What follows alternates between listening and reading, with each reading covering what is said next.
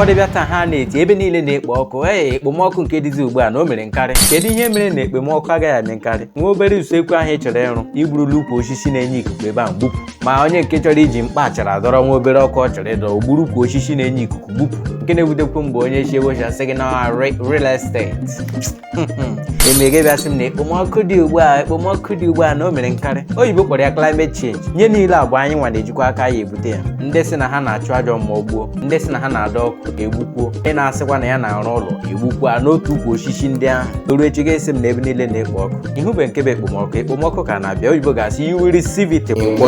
Ya ihe na-achọ ị ga-ahụ ya. Gaba arụ ka na-egbu oyibo ga-asị gị continue na-eme ya masị gị kwụsị. Ekpomọkụ akwa anyị niile ga-anọchi ụda ya. Pụta n'ezi Igbo Amadi na-echu